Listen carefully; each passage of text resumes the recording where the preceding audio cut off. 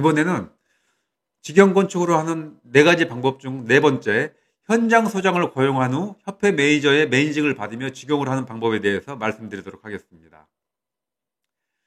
건축주가 경험이 많은 현장 소장을 고용한 후에 협회 매니저의 자문 및 매니징, 논의, 결정, 자문, 하자 예방, 시공법 등을 받으며 공사를 진행하는 방식으로 시간도 없고 혼자 하기 부담이 되는 경우에 적합한 방식입니다. 이 경우에는 건축주가 약 20%의 역할을 하고 현장 소장이 약 50%, 협회 매니저가 약 30%의 역할을 하면서 서로 현장 소장, 협회 매니저, 건축주가 커뮤니케이션을 하면서 건축을 하는 방식으로서 장점이 많은 방식입니다.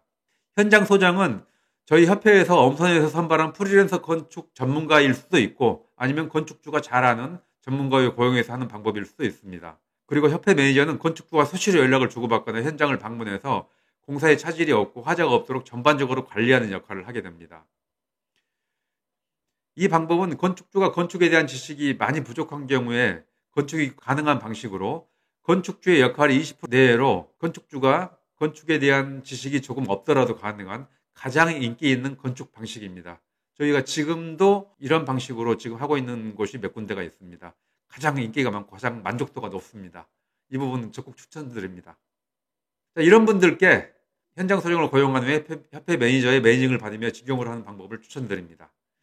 첫 번째, 직영으로 짓고 싶지만 현장에 상주할 시간이 부족하고 건축 지식이 별로 없어 전문가의 조언을 받으며 하자 없는 집을 짓고 싶은 건축주에게 추천드립니다.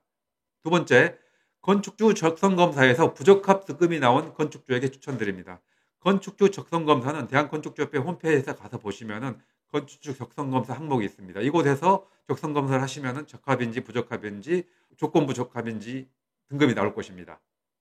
세 번째, 주택 건축에 대한 경험이 없거나 건축에 대한 공부를 하지 않아서 시공법 등에 대한 지식이 부족한 건축주에게 추천드립니다. 네 번째, 건축 현장에 상주도 못하고 건축 지식도 부족하지만 직영으로 짓고 싶으신 열정이 많은 건축주에게 추천드립니다. 사실 이 방법을 잘 활용하게 되면은요, 정말 내가 조금만 알고 있더라도 저렴한 비용으로 좋은 집을, 하자 없는 집을 지을 수 있는 방법이기 때문에 저희는 이 방법을 가장 많이 추천드립니다. 그리고 실제로 만족도도 높고요. 현장 소장을 고용하여 협회 매니징을 받으며 하는 직영 건축의 장단점에 대해서 말씀드리겠습니다. 첫 번째로 장점, 건축비를 많이 아낄 수 있습니다. 직영으로 하게 되면 건축비를 1억에서 2억 이상을 절약할 수가 있습니다. 두 번째, 장점, 현장 소장과 협회 매니징을 받아가며 공사를 하기에 시공사의 도급을 맡기는 수준 이상의 집을 지을 수 있습니다. 시공사에 이렇게 짓게 되면 시공사의 도급을 맡기는 것보다 정말 더 좋은 집을, 하자 없는 집을 지을 수가 있습니다. 세 번째, 건축 프로를 통해 현장 소장과 협회 매니저가 올리는 내용이 실시간으로 올라오기에 건축주는 이 건축 프로를 보게 되면 현장 상황을 실시간으로 파악할 수가 있고 건축주가 자제하는 발주나 비용 지급 등에 매우 효율적입니다. 물론 저희 협회 매니저도 건축 프로 앱을 보게 되면 오늘 어떤 일을 했고 내일은 어떤 공정이 이루어질지 어떤 자재가 들어가 있는지를 자세하게 파악할 수 있어서 매니징하기 상당히 편리합니다. 네 번째 장점, 경험이 없거나 해박한 지식이 없어도 잘못된 결정으로 고생할 확률이 적어집니다. 이 부분이 가장 중요한 부분입니다. 마지막으로 단점입니다. 이 방법을 활용하게 되면 현장 소장 월급과 협회 매니저의 인건비가 지출됩니다. 앞에서 말씀드렸다시피 현장 소장은 매일 상주를 하면서 관리를 하기 때문에 월급이 지급돼야 되고 저희 협회 매니저도 현장을 자주 나가고 매일 어떤 일을 하고 있는지를 파악을 해서 매니징을 해야 되기 때문에 인건비가 지출이 됩니다. 자, 건축 방법에 대해서 말씀드립니다. 현장 소장을 고용한 후에 협회 매니징을 받으며 매니징을 하는 경우 첫 번째, 현장 소장이 현장에 상주하면서 협회 매니저와 상의를 해 공정관리, 시공관리, 일정관리, 안전관리, 자재주문, 자재관리 등을 합니다. 두 번째, 현장 소장이 중요한 변경사항은 설계사무소에 조율을 하고 감리 지적사항 등을 조치해야 합니다. 이 부분은 현장 소장과 협회 매니저가 조율을 해서 문의를 하고 조치를 하게 됩니다. 다음으로 세 번째, 현장 소장과 협회 매니저 그리고 건축주가 협의를 거쳐 하자 없는 시공법을 결정해야 됩니다. 가장 중요하고 힘든 부분인데 건축주는 결정만 해주시면 됩니다.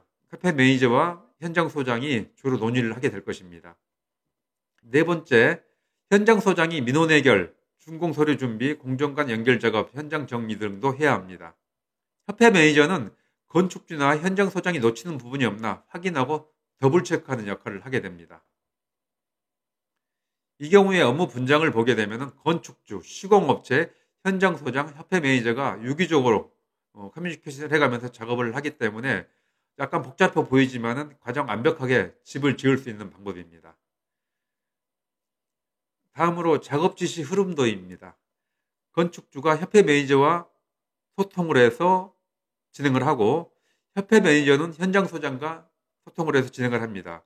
현장 소장은 건축주와 협회 매니저의 의견을 반영을 해서 시공업체를 선정을 하고 감독을 하고 지시를 하게 되는 것이죠.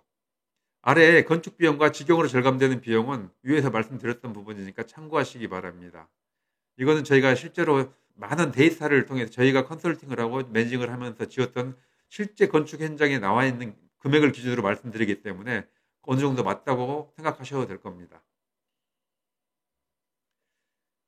자, 여러분, 요즘 미친 듯이 건축비가 오르고 있죠. 이 미친 듯이 오르는 건축비로 인해서 집을 지을까 말까 고민을 많이 하신 건축주분들께서는 위에 말씀드린 4가지 방법으로 직영 건축을 하신다고 하면은 정말 저렴한 비용으로 하자 없고 완벽하고 더 좋은 집을 지을 수 있기 때문에 위 4가지 방법이 집을 지을 수 있는 정말 좋은 대안이 될 것입니다.